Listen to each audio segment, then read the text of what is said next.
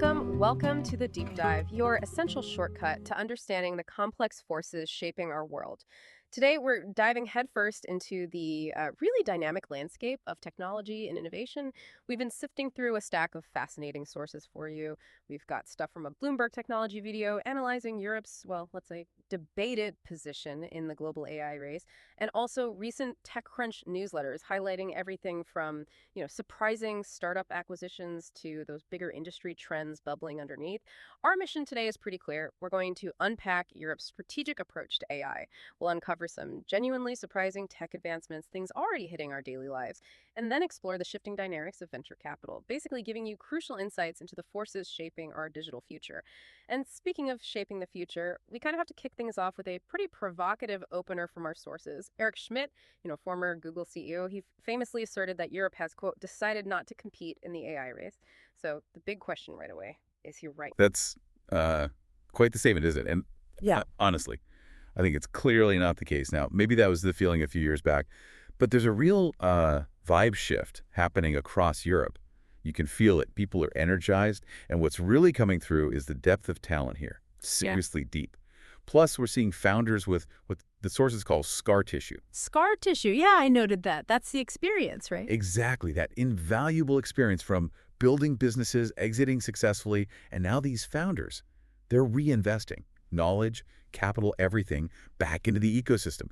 They see huge opportunities, not just in applied AI, but like deep tech too, material science, even nuclear fusion. That scar tissue idea, it suggests a maturing ecosystem. But does it really stack up against the sheer scale of capital in, say, Silicon Valley? I mean, I'm thinking of Tommy Stadlin's story in the sources. He felt he had to move to California back in 2013. Right, for talent and capital. Yeah. Sold his business to Microsoft eventually. Yeah, and he contrasts that with London today. Is the gap still there? Well, Tommy's experience perfectly shows how much things have changed. 2013. If you were in London starting up, yeah, Silicon Valley had this massive pull. But look now, London's the #3 VC market globally. That's huge. The talent pool is incredible, especially in areas like biotech. Sure, maybe the scale of exits isn't quite U.S. level yet, but it's building. Silicon Valley wasn't built in a day, Okay, so talent's growing, investors are reinvesting.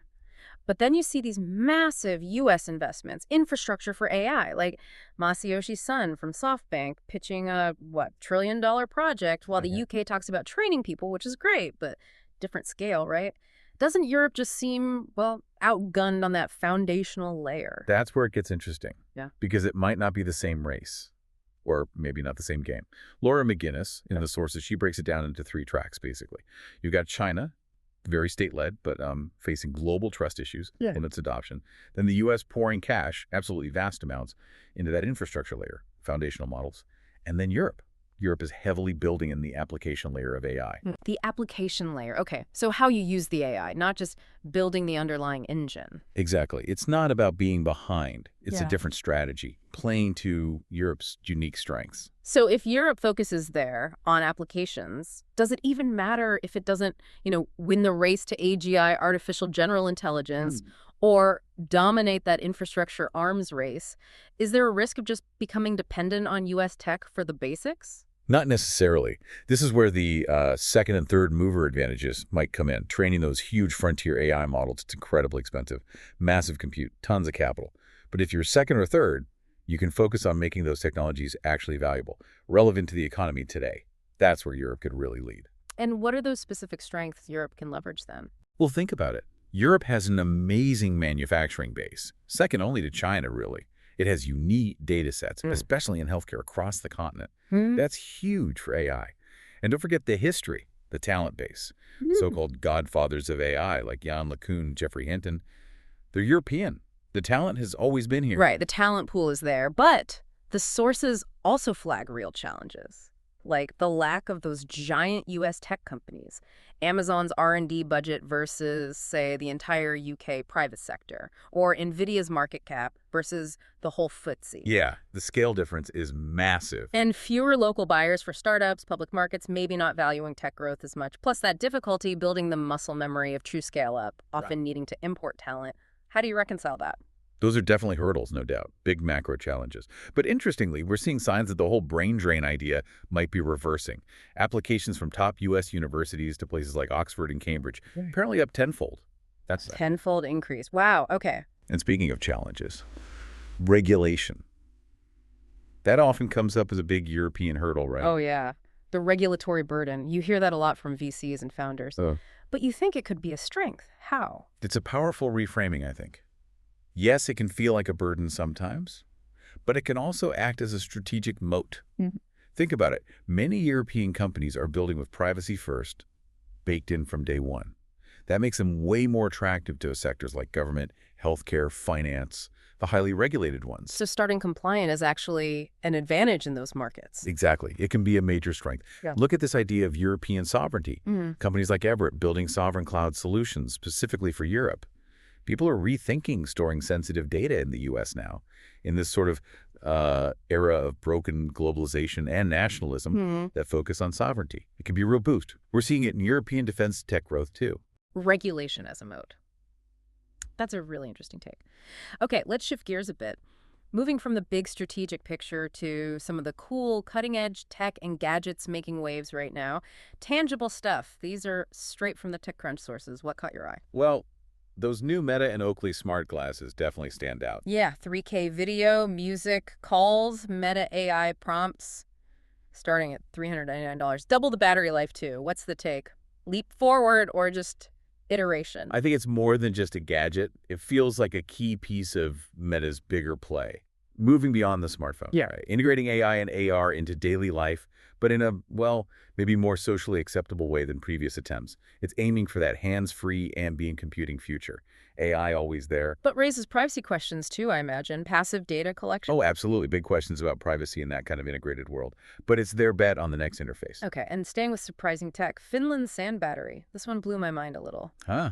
Yeah, it sounds wild, doesn't it? World's largest, uses actual sand-discarded soapstone, technically in a giant silo. Stores heat for weeks, powers a town's heating, low-tech, low-cost. It's incredibly clever. And what it really highlights for climate tech is innovation doesn't always have to be super complex or expensive. Sure. Sometimes the best solutions repurpose abundant, cheap resources, like sand. It challenges that idea that only bleeding-edge, costly tech can tackle climate change. Elegant simplicity, a real win for practical local energy. It really makes you rethink materials. Okay, shifting from ground level to way, way up. Aetherflex, Robinhood co-founder's new startup. $60 million raised to beam solar power from orbit using space laser. Yeah, definitely moonshot project. Demo satellite next year, DoD backing.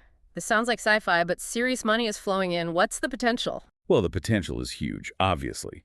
Uninterrupted solar power beam down, that's a long-term dream for clean energy. The DoD backing is key, though. Shows the national security angle, energy independence, advanced power delivery. It proves that even with pressure for quick returns, some VC money is still going into these ambitious long-haul projects, especially if there's a defense link. High risk, potentially massive reward. So much innovation happening. Smart glasses, sand batteries, space lasers, wow. But let's dig into the money side now. The financial and strategic currents, venture capital, talent wars. Yet what's really striking is this evolving new seed math in VC. Returns have slowed down. And the LPs, the limited partners who actually fund the VC firms, they're demanding a different approach now. Charles Hudson from Precursor Ventures mentioned this. LPs still believe in venture, sure, but those 10, 15-year waits for returns, they're hesitant. So pressure to sell winners faster. Exactly. Huge pressure. 7 or 8 years for a venture cycle. Apparently that feels like a really long time now. And you can see that pressure playing out in some recent deals, right? Like Wix buying Base 44, a 6-month-old startup. Solo founder, $80 million cash. Yeah, that solo unicorn. Single founder, profitable, no-code AI tool. Grew so fast, Wix just snapped it up. And Snap buying Saturn, the social calendar app. They're keeping it standalone but integrating the tech. Feels like quick grabs for talent and promising tech. Totally. It shows how fast value is being spotted and acquired now, especially with AI and no-code letting small teams or even one person build something compelling really quickly. And amidst this, that AI talent war, it's just getting fiercer. Zuckerberg apparently offering insane money, like up to $100 million, to poach people from OpenAI, DeepMind. $100 million. That's the report. But Sam Altman at OpenAI says his key people aren't leaving, says it's mission over money for them. And meanwhile, OpenAI keeps pushing out new models, and there are hints they might launch their own AI social app. a potential meta challenger. It's incredible. And AI is creeping into unexpected places too, beyond the giants. Like the All Trails hiking app. AI features to suggest routes, shorten this, make it more scenic. Oh, interesting. Yeah, but the unintended consequence. Search and rescue teams are apparently seeing more overconfident hikers relying too much on the app's suggestions. Oof. Yeah, that's a downside. Over-reliance. And then there's the U.S. Navy working much faster with startups now. Cutting red tape to get AI GPS tech shows Silicon Valley warming up to defense partnerships. That's a significant shift, too. Defense tech is definitely heating up. Wow, okay, what a deep dive today. We really covered a lot. Europe's AI strategy, those surprising gadgets and hardware innovations, the shifting sands of VC money and acquisitions. It really is all connected, isn't it? You see talent, capital, regulation, pure ingenuity, all pushing boundaries, often in unexpected ways. It's definitely a complex and fast-moving landscape. Absolutely. And understanding these currents, these forces shaping things, it feels crucial right now. We definitely encourage you, the listener, to keep exploring these topics. They're changing constantly and really impact all of us. And just as a final thought to leave you with today, consider this. Given that increasing pressure on VCs for faster returns, that new seed math, we discussed how might that affect funding for the really ambitious long-term moonshots, things like space-based solar power, or even more advanced AI down the road. What does that pressure for quicker exits mean for the kind of future innovations we can realistically expect to see? Something